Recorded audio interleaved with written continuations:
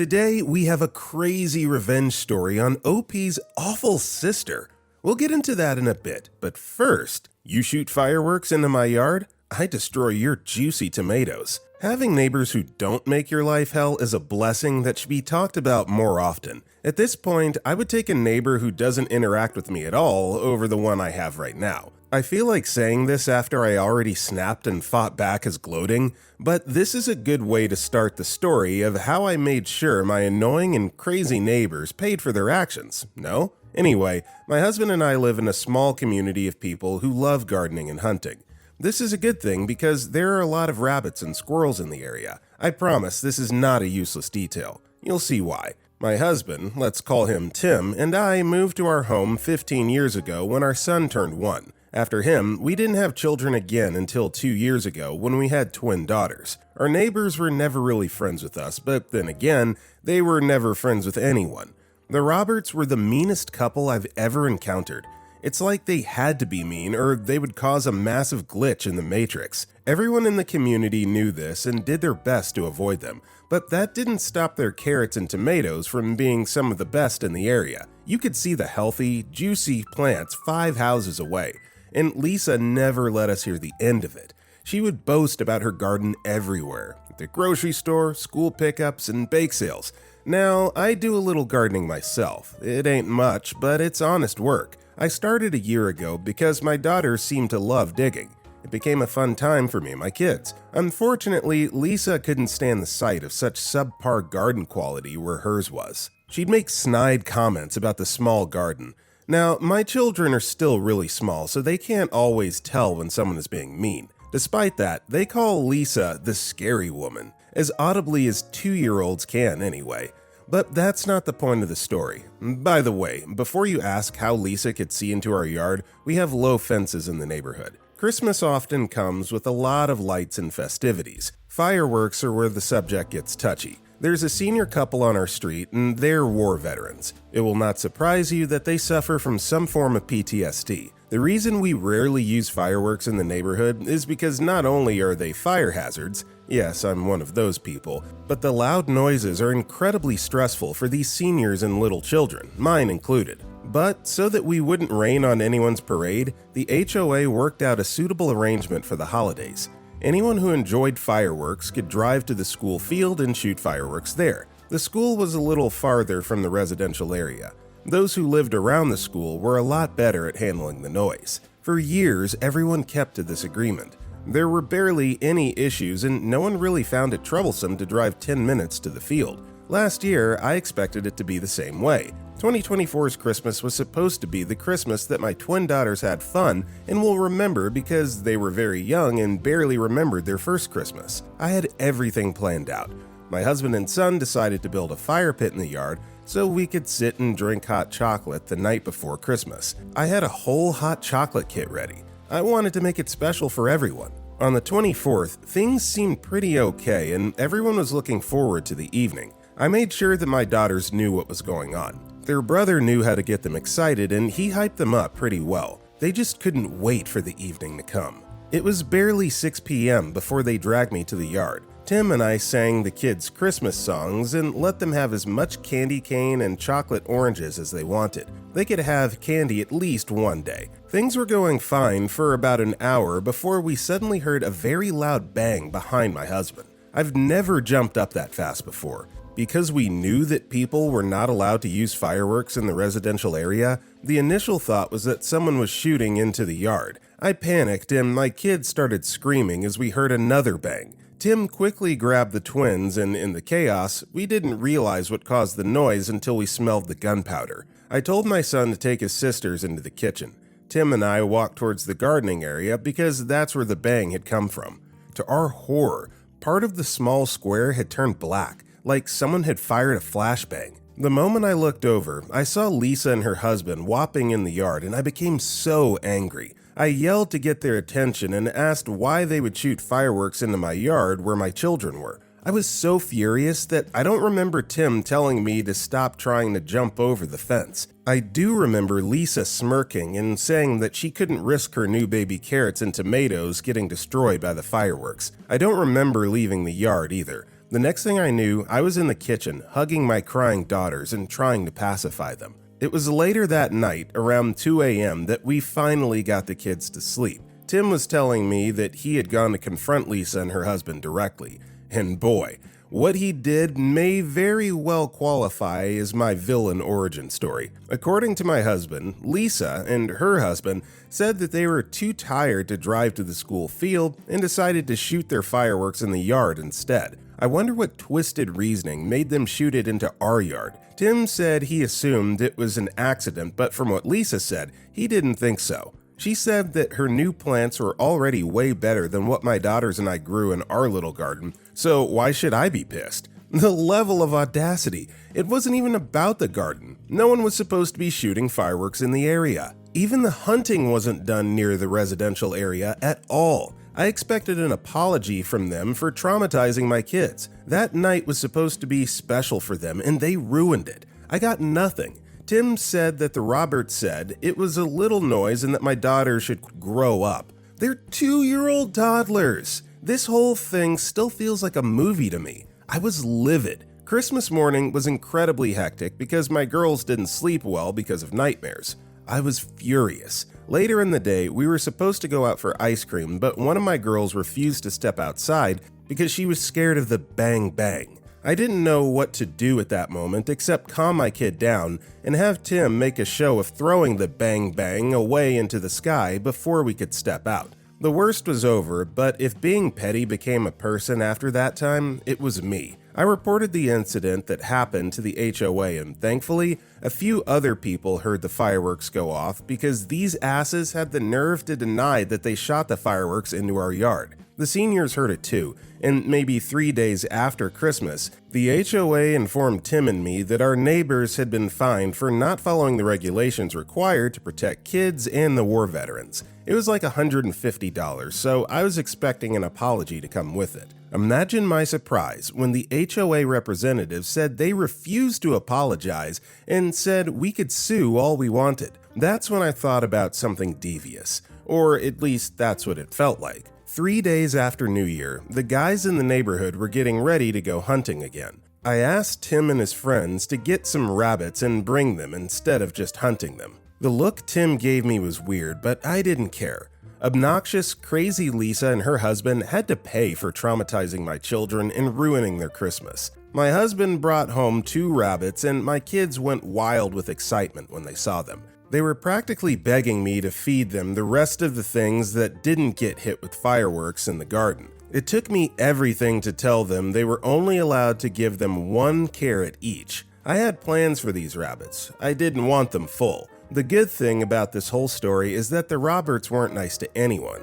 At least no one on my street wanted to have anything to do with them. This is why the neighbor to our right said nothing when he saw me dropping rabbits into Robert's yard the day after they got back from hunting. I simply waited until evening before dropping them in their yard. I was ready to sacrifice the rest of my garden as long as I ruined Lisa's. Luckily for me, we were the only ones with gardens for about 6 houses down.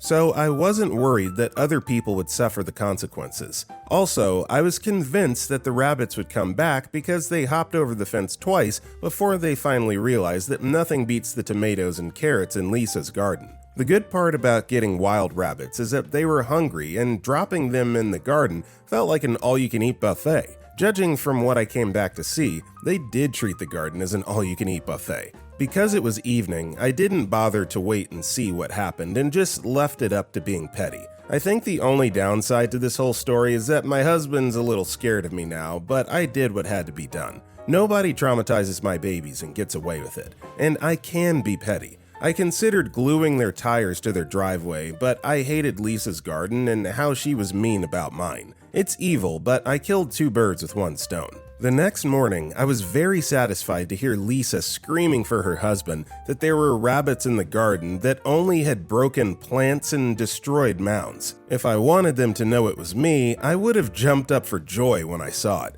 However, even though it felt so nice to see that my plan worked, I couldn't let them know it was me because I was pretty sure that was a criminal offense. Not that my daughters don't need to calm down when they hear a balloon pop or anything, but I'm working on it. It has been a few days since I let the rabbits loose in Lisa's garden, and no one has knocked on my door yet. Even if they did, I wouldn't have apologized because she and her husband still said nothing about what they did. While I don't think I'll ever let anyone outside of my home and my other neighbor know, it felt good that the garden plan worked. Now, they'll probably think it's karma for what they did. I'm sure that they at least suspected that I had something to do with it. What I know they won't do is ask me if I did it because they don't want to apologize for shooting fireworks into my garden. If you know me on here, you never saw this. Bye. Also, hi, my name is Brendan, and if you guys enjoy these Nuclear Revenge videos, it would be awesome if you left a like or left a review if you're listening to our podcast. That said, our next story is how I got back at a horrible client. Being a freelancer is not as easy as people make it seem. It's work, and people like to think it's easier because there's the illusion that you get to work on your terms. I'll tell you for free that it's not like that. What you all call working on your terms is breaking your back to find work and keep it in the first place. The hassle of finding a client, keeping that client, working out a favorable payment plan, and getting everything to go smoothly is the work of a small company alone. This is why I'm looking for a full-time job and making freelancing my side hustle. At least it is part of the reason. The main one is what I had to go through a few months ago because I worked with the worst person imaginable. Hi, I, 26-year-old male, am a web developer and have been freelancing for more than 6 years. A friend introduced me to Fiverr and Upwork when I was a student in school. If you don't know, these are platforms where you can pitch your skills and people looking to hire independent people can talk to you there. All the details can be finalized on the platform, and that's where you get contracts from. In exchange for this visibility, these platforms take a certain percentage as fees, and you get to keep the most part. It was difficult to get jobs at first because most people look for freelancers with good reviews and recommendations. Eventually, I got my first job, and it was someone who required maintenance and touch-ups on his website. As an eager first-timer, I put everything I had into the job and did my best. I planned to impress my client so much that he left a review that couldn't be ignored. I also hoped that he would recommend me to people, and it worked. For 2 years after that, I was never out of jobs. By my 5th year of freelancing, I had made more than $250,000 from the jobs I got on these platforms and people recommending me to others. Things were going well, and the worst experience I ever had was using a plugin that cost more than I charged. That was until I got hired by Brandon. This is something I never in a million years imagined would happen to me, but it did. About 6 months ago, I got an alert that someone was interested in my services. Brandon texted me on the platform and introduced himself. He said he wanted to build a website for his girlfriend as a birthday present. I thought this was the sweetest thing ever and realized that this was one of the best backstories I've ever heard about needing the services of a web developer. If only I knew that this didn't mean that I wasn't going to suffer, I would have said bye there and dipped. Instead, I started asking about the details. He wanted a website for his girlfriend in 3 months. She owned a crochet business and wanted to move from using an online shopfront to a website. He sent me a couple of reference websites that he wanted me to incorporate into the final design and the details that he wanted to personalize for his girlfriend. It seemed like he knew exactly what he wanted, and that impressed me. I was already excited that the project was going to start early and I wouldn't have to rush the job. The time frame was standard too. I had 3 months to start and finish the project. We soon hashed out the details of the project, and it was time to move on to the next part of the discussion, the part that stressed me out the most when it comes to dealing with clients: payment. Considering the level of experience I have as a web developer, my prices are not budget-friendly. Before you come for me, I spent a lot of money and time building my craft. It's only right that I charge my worth. If you're not okay with that, not my problem. I told Brandon I'd charge him $10,000 for this order because he already saved me the stress of drawing up an entire scheme for the project. Since he already had the colors, the blueprint, and his sketch for what he wanted, I figured it was only right to knock a little bit off the bill. This was where the problem started. I got the warning signal to run away as fast as I could when Brandon said the bill was too much. I was baffled. This is not a WordPress website. I had to build everything from scratch. The entire website had to be built with code. I was building both the front end and back end of the website. In a normal situation, I'd charge at least $12,000. I told Brandon that this was a very fair price considering what he wanted to achieve. That's when he used the usual tactic that clients used when they wanted to get a price reduction. After I told him that I couldn't go below that price, he didn't reply for a few hours. Later that night, a text popped up from him. "I found someone who can get the website done for $8,000, the text read. "Would you consider reducing your cost to that rate? That's how much I can afford." I told him that I couldn't go any lower, and I was honored that he considered working with me. I wasn't surprised when he agreed to the price only minutes later. As per discussions, he paid $5,000 upfront and work began. I started to give him updates about the work. It was when the project left the development stage that I started to realize that I was in hot water with Brandon. The first thing that set me off was Brandon texting me 3 weeks into the project to tell me he wanted the header to be a different gradient and style from what we originally agreed on. I allowed this change because there was space for a change of mind at least once or twice. This was where I went wrong. I should have never allowed for that because Brandon took it to mean that he could just come and change things up every time. From that day, he wanted something edited. He wanted to change the header, he wanted to change the footer, the icon style did not fit the aesthetics, and he wanted the pop-ups on the website to slide into the frame differently. It went on and on like that for days until I realized that if I continued to allow this, I would end up working for more than charged. Besides, what's the fun of working if you completely forget the goal of the job in the first place? A month later, we'd completely shifted from the initial plan for the website.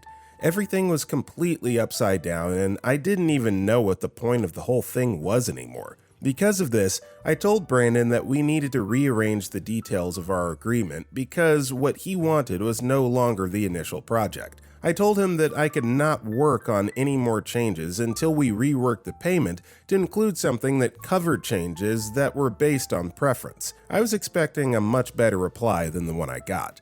To my shock, I met the nastiest and most ridiculous text I'd ever gotten from a client. I've copied it so you can read it for yourself. "I don't get what you mean by reworking the payment details. We already agreed on your high charges and now you're saying that we need to rework the payment details? What the hell do you mean by an increase in the cost? I've changed the details so much that you think you can scam me? You're a fraud and you're just looking to get a huge payday.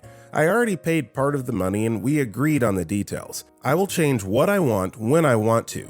I'm currently your boss and you have to do what I ask you to. If you don't make the website exactly as I want it, I'll leave a horrible review and report you as a fraud on this platform." I was completely baffled because I wondered what I said to cause this level of humiliation.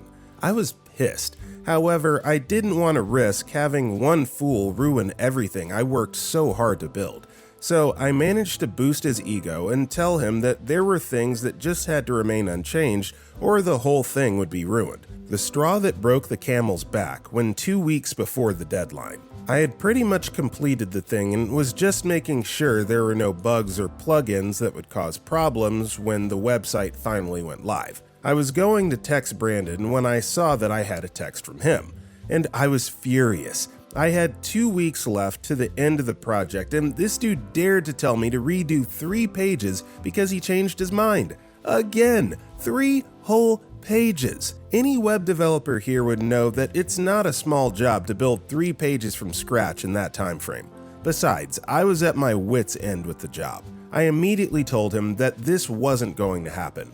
I was pissed and told him that he was the most difficult client I had worked with because he kept changing his mind. I told him that I wasn't going to change the pages because I did exactly what he asked for even after he already changed multiple times. Brandon threatened to sue. He said he was going to report me for fraud and he wouldn't give me my balance. I told him that before he thought about lying on the platform, he should know that they were going to investigate and they would find that I wasn't wrong. I also told him that a bad review would just be a setback, but that was it. Maybe I should have mentioned how not paying my money would cause issues as well, but I didn't. I did the job right, so I expected that the reasonable thing would be to pay the rest of my money. I was so wrong because after I told him that the website was ready to function, he told me to go to hell and blocked me on the platform without paying the rest of my money. I was livid. I wasn't about to let this jerk walk away with my money after he made life hard for me, so I did the next best thing.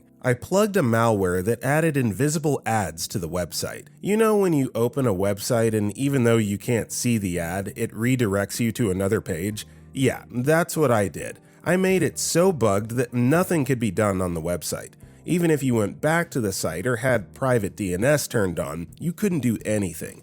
This is why a day after the initial deadline, Brandon unblocked and started threatening to ruin my life because the website wouldn't work. I told him I knew because I made it that way. I asked him why he thought it was a good idea to block the person who built the website from scratch and could do anything they wanted to it. Still refusing to be civil, he said that he was going to look for another person and would rather choke than pay me my balance. I let him know that to find the kind of website I built for him, he'd pay at least $15,000. He had a choice: pay my balance or risk having to lose $20,000 when he could just pay me my $5,000. That's how I got my money. He never apologized, but I made sure he paid for my work. The best part is that you could also leave reviews for clients to let other freelancers know how good they were as clients. That's what I did. I simply wrote, "For your sake and mental health, don't work with Brandon. He's a jerk." Our next story is, I got back at my sister when the opportunity presented itself. I, 30-year-old male, have had my fair share of shortcomings in life. When I was 25, I got arrested for a crime I didn't commit. Somehow, I got framed for leaking important intel to a rival firm. This happened 3 months into working as the new assistant for the owner of the firm. I was told by my lawyer to admit to the charges, so within a couple of years I was out rather than dragging the case in court and eventually being found guilty because things were not looking too good for me. I should have known he was just a sleazy, lazy old sucker looking for an easy way out, and should have sorted out more advice from people, but I followed his advice and admitted to a crime I never committed. This cost me a lot more than I ever imagined. My father was so disappointed. Lisa, my elder sister, was quick to believe the other side of the story. She brought up all my past mistakes and discredited me in front of people. I got out after 3 years to find out my dad was sick. My sister blamed me for making him sick because he kept worrying about me. When we found out it was a pulmonary embolism, that got my sister to finally shut up. My dad was in a terrible state and I wanted to be there for him any way I could, and my sister said she couldn't afford to take care of the bills alone, so I tried to get a job. I didn't realize just what going to jail meant for my career prospects till I started applying for jobs. I was rejected without hesitation and ridiculed by past friends who I met for help. I eventually got a job as a truck driver for a company. I knew my options were limited, so I took my job seriously. The little I made, I spent on my dad's health for a while. That was before insurance took care of the rest after his death. I was devastated. It felt like the only person who had my back was out of my life, and I got so depressed. I was almost tempted to end my life. Then I got a call from my dad's lawyer a month after his death. He said he needed to meet with my sister and I to read his will. I wasn't expecting much, to be honest. My dad owned a house and a car, and that was pretty much it. He worked as a salesman all his life and never remarried after my mom's death. As expected, he gave it all to my sister, but then the unexpected part came when I was told by my dad's lawyer that he had purchased a house in Naperville and the deed to the house was under my name. This came as a shock not only to me, but also my sister, who knew nothing of this. She didn't look too happy by the news, although she did try to conceal it by smiling and telling me how happy she was for me. I wasn't too bothered though.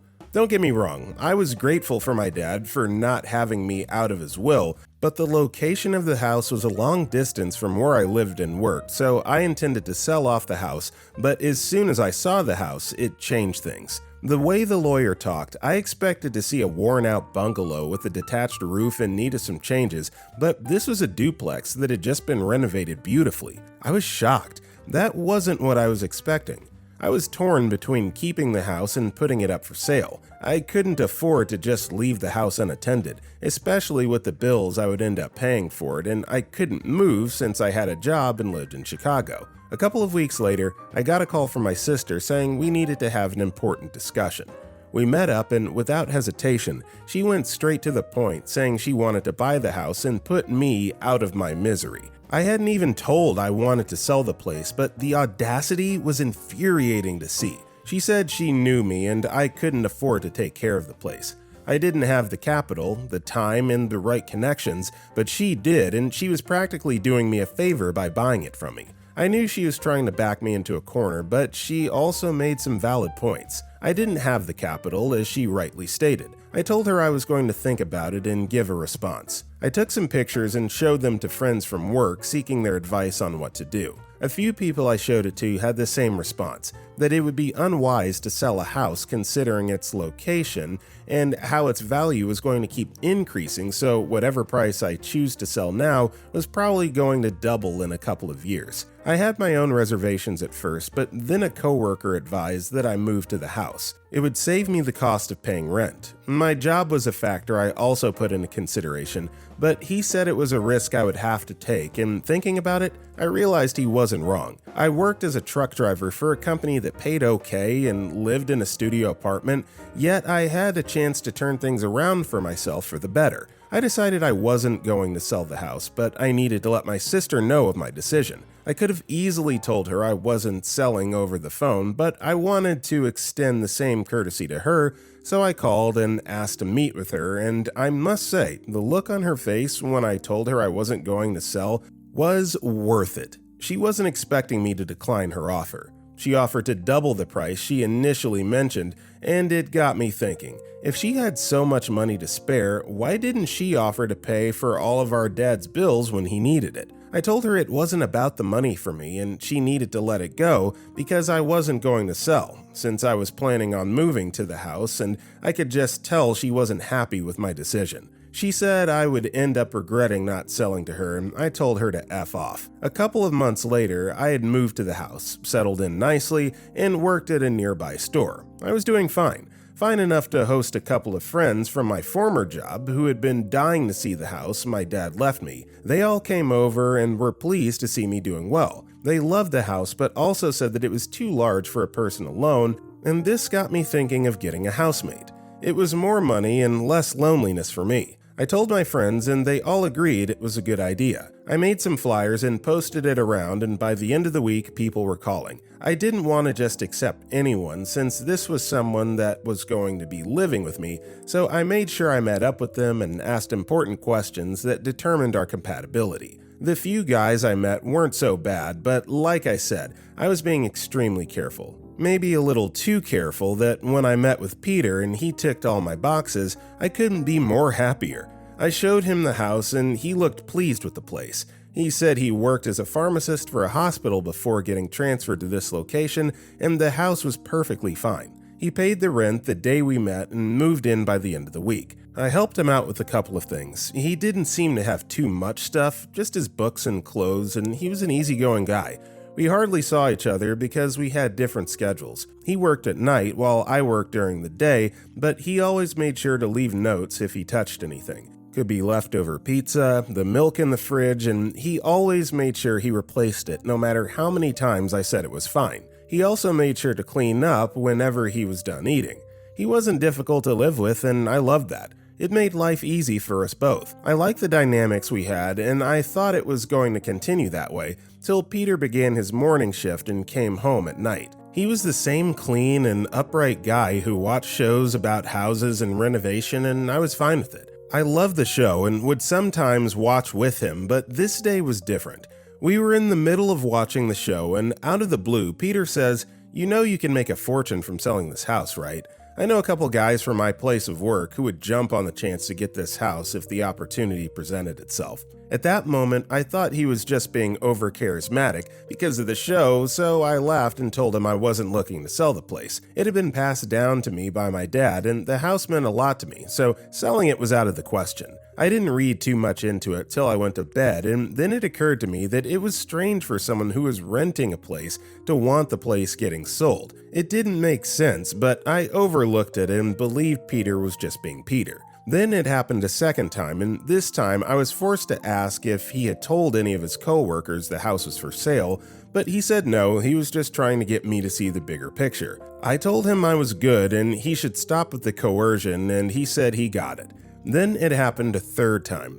This must have been a month after the second time it happened, and I couldn't help but become suspicious of Peter and his intentions. I spoke to an old colleague and friend from my former workplace who said maybe Peter was interested in buying the house, and it sounded like a valid point, but upon getting home, I overheard Peter talking to someone on the phone about how I was being too adamant and was refusing to sell the house before entering inside. He looked shocked to see me and a bit scared. He asked how long I had been listening to his conversation, and I told him enough to hear him speaking to whoever was on the other line about my refusal to sell the house. One look at the number on the phone and I knew who was behind this plan. My elder sister, who was too greedy to let anything go. I was on the verge of calling the cops when it occurred to me that I could get back at my sister if I played my cards right. The problem with Lisa, my sister, was her uncontentment. She always wants what isn't hers, and would go through different lengths to get what she wanted, and I wanted to give her a taste of her medicine. She wanted what was mine and was willing to pay any amount to get it, so why not let her squander her money since she couldn't wait to spend it? Peter and I had an interesting discussion where I found out he wasn't a pharmacist, but a real estate agent whose business was sinking. He had been paid by my sister to find a way to get me to sell my property to her. I told him I wasn't going to go to the cops on the condition that he forged some documents for me. This included papers to the building, some official paperwork that needed to be signed by both parties to stake claims to the house, and our lawyers had to go through them. I told Peter to find a way to get Lisa to skip the lawyering process, and she eventually gave in after being told I want to get it over with as quick as possible. With Peter being the middleman, she signed the papers and believed I had sold the house to her. She wired the money to Peter, who gave me my share. Not too long after, my sister came to gloat about how she was the new owner of the house and how I needed to start packing my things. I told her I didn't sell my house to anyone. She brought all the paperwork, and I told her those weren't legit paperwork, then showed her my documents to the house. Her face turned pale, and she kept calling Peter, who had left the country. He figured being paid a generous amount of money was better than going to jail. After being unable to get through to Peter, my sister realized that she had been played and left my house. She never brought up the house matter again, and I never bothered to ask anything. And with that being said, that is all the time we have for today. If you enjoyed today's video, don't forget to drop a like or a comment, and if you want to check out any of our other videos, go ahead and click the video on the right. With that being said, I will see you all next time.